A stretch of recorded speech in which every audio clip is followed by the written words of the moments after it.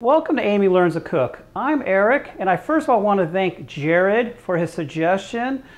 I have been eating this kind of a macaroni for lunch and sometimes for dinner, and we know how it is, right?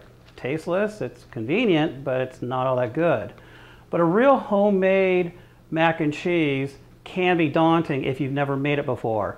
So this episode is for people who have never cooked it before or who have cooked it and they've had issues. Why don't you join me make my home style mac and cheese?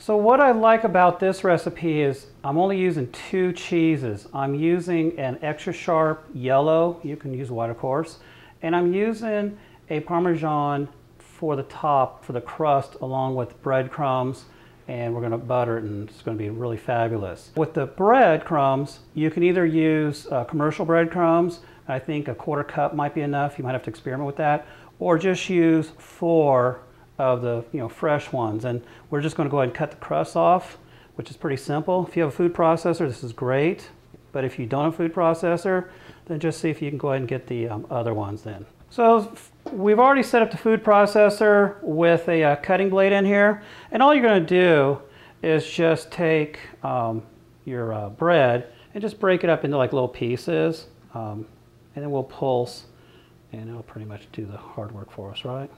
So we're just going to hit pulse here.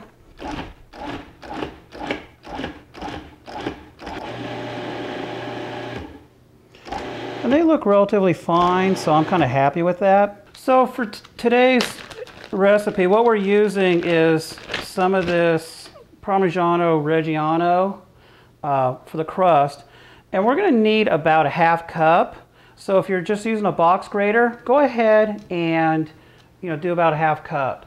If you have a scale, something like this, then it makes it kind of easy to weigh it. I'm just going to arbitrarily cut here.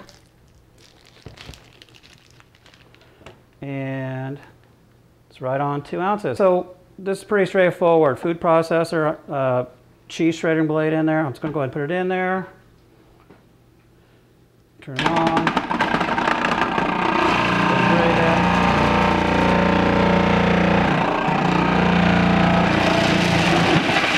So now that we have about a 1/2 cup of the Parmigiano-Reggiano in here, we're just going to go ahead and combine it with the breadcrumbs. It's pretty straightforward.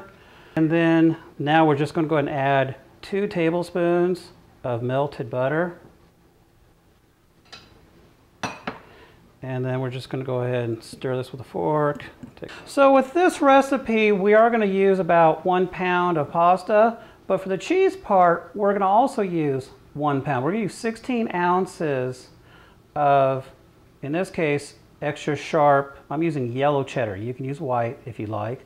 Or if you want to mix cheeses, you can use 8 of cheddar and 8 of anything else you like, whether you like Velveeta or Gruyere or anything else to give you a variety of flavor. But this is easy because it's just 1. So right here, we're just going to go ahead and turn this on. Feed it through.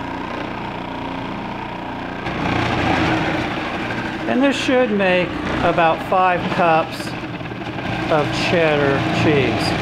I really hope you grate your own cheese. If you use store-bought grated cheese, run the risk of it containing additives like sawdust or some other ingredients that just aren't great for you.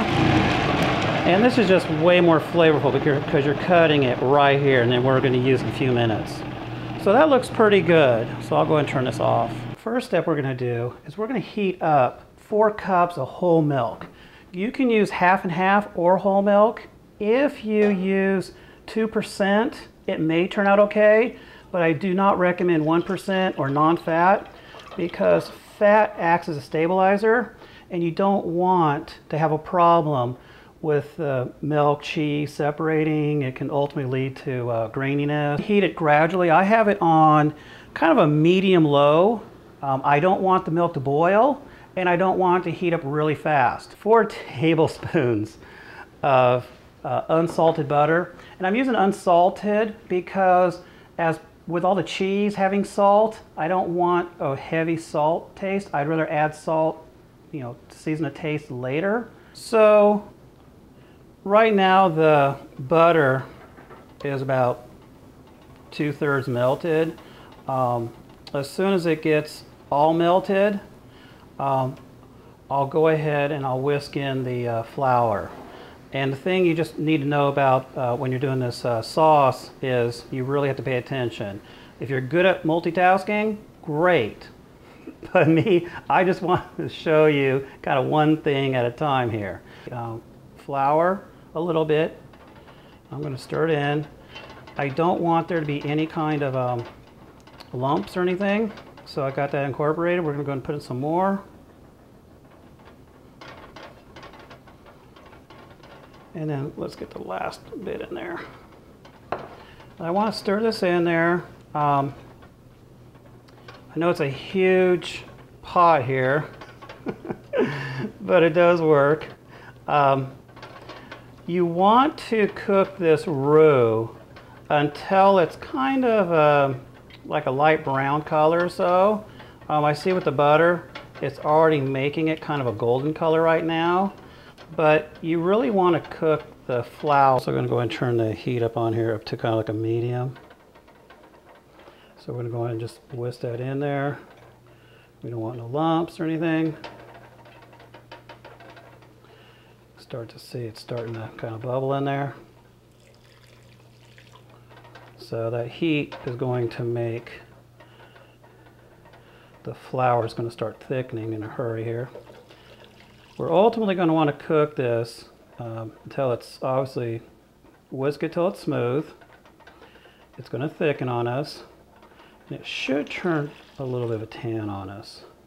Okay, the water is at a rapid boil.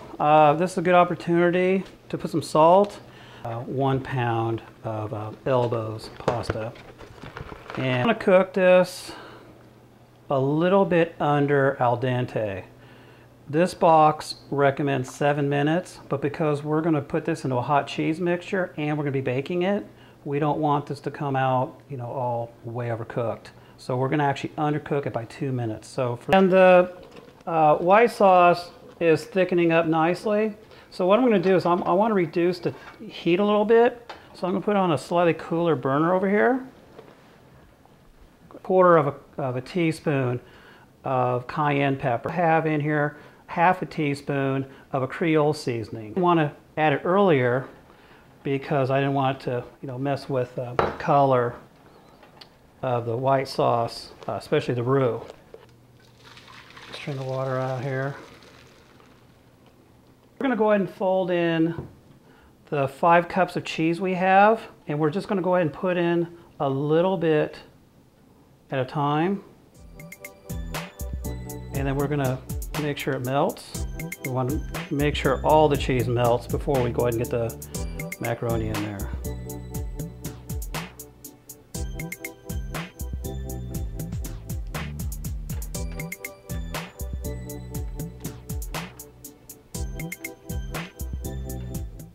The benefit of cooking the macaroni around the same time you're doing the bechamel, but hopefully not overloading yourself, is the noodles come out very easy. On a previous try that I did, I did the macaroni first and then put a cover on it, and of course it just made a mold, and it was very hard to get it broken up. So you can do it, but it takes a little more work. The importance is that you're going to use either elbow or some other pasta that makes it really easy for the mixture to stick to, right? Like spaghetti, fettuccine, those wouldn't be good choices. Just gonna go ahead. Make sure you're using a 3-quart or larger baking dish. This recipe makes 3 quarts or possibly just under it. It won't overfill.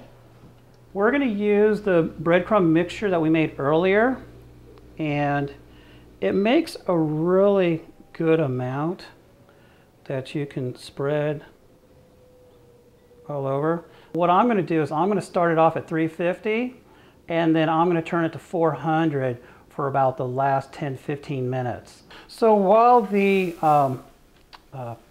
mac and cheese is baking, it just happens to leave a perfect amount of time to crisp up some bacon.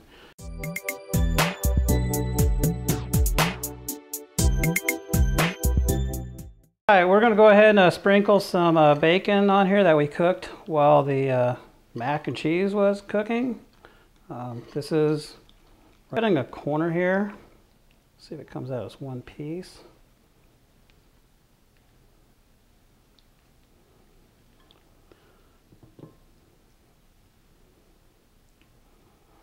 So that looks good. I think I can definitely take a bite of that. All right, so here's the hard part. Does this taste better than something in a box? It had better be, right?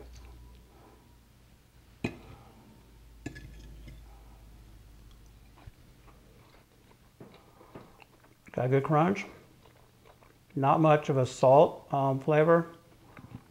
No, there's nothing overbearing on that. Got a little heat from the cayenne, the Creole. It definitely tastes creamy from the cheddar.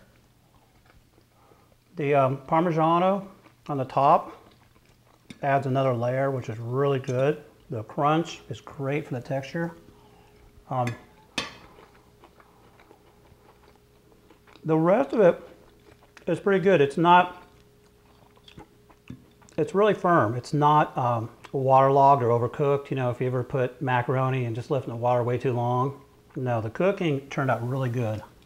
So the undercooking we did on purpose made up for it in the oven.